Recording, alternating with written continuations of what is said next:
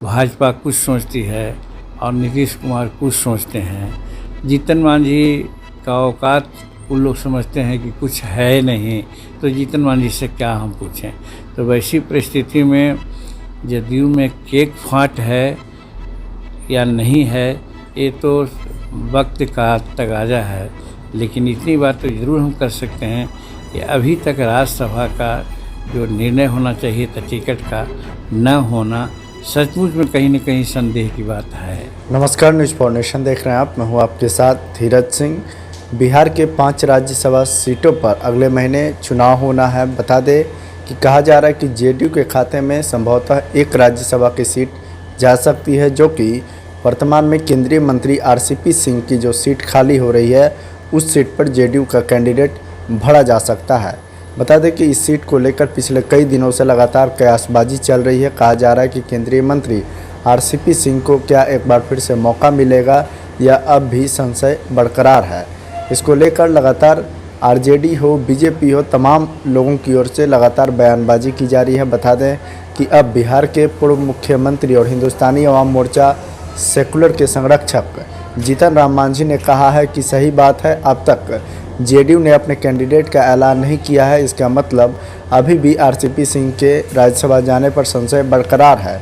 लेकिन उन्होंने साफ तौर पे कहा कि जिस तरीके से पिछले कई मसलों पर जेडीयू हो, बीजेपी हो या फिर एनडीए का कोई भी घटक दल आपस में बातचीत नहीं कर पा रहा है, इससे एनडीए के भविष्य पर खतरा हो सकता है। उन्होंने साफ तौर पर कहा कि जिस तरीके से एनडीए की अभी जो स्थिति है वो भयावह है, चूँकि बीजेपी अपनी बात मना रही है, जेडीयू अपनी बात मानती है, और चूँकि हिंदुस्तानी अवाम मोर्चा सेकुलर जो है उनकी जो हैसियत है एनडीए में कम है, इसीलिए उनकी कोई बात नहीं सुनता है। क्या कुछ कह रहे हैं हिंदुस्तानी अवाम मोर्चा सेकुलर के संरक्षक और बिहार के पूर्व मुख्यमंत्री जीतन राम मांझी।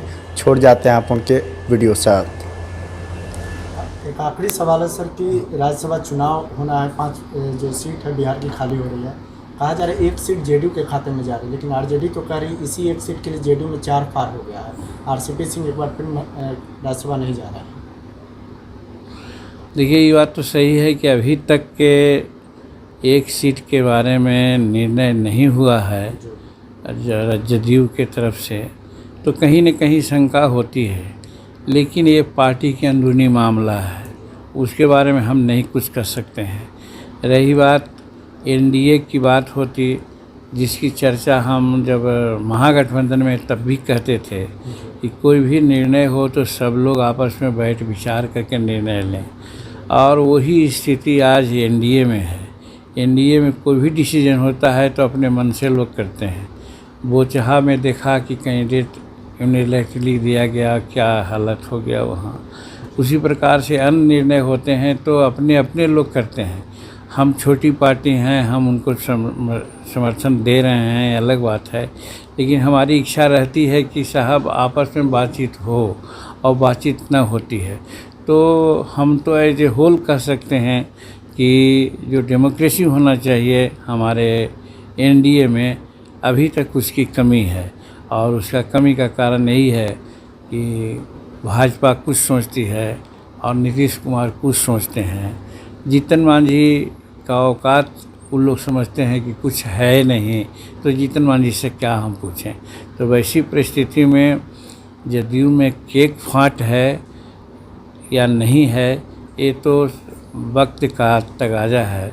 लेकिन इतनी बात तो ज़रूर हम कर सकते हैं कि अभी तक राज्यसभा का जो निर्णय होना चाहिए था टिकट का न होना, सचमुच में कहीं न कहीं संदेह की बात है। एक आखिरी सवाल, क्या लगता है बातचीत की कमी के कारण एनडीए के भविष्य पर कुछ असर पड़ेगा, जो आपस में घटक दल बात नहीं कर पा रहे हैं सब मुद्दों को लेकर? देखिए, अभी जो परिस्थिति है, अगर कोई प्रभाव पड़ेगा तो फिर एनडीए को बहुत घाटा होगा, क्योंकि एनडीए को जो मैंडेट मिला है 2025 तक मिला है, और 2025 तक नीतीश कुमार मुख्यमंत्री हैं। इस बीच में यदि कहीं कुछ बात होती है तो भाजपा को भी घाटा होगा और जदयू को घाटा होगा। तो हम समझते हैं कि घाटा का सौदा ये लोग नहीं करेंगे। हजार मतभेद होते हुए भी मनभेद नहीं ये लोग करेंगे। संगठन जो गठन है अपना ये का एनडीए का, जैसा का तैसा बना रहेगा।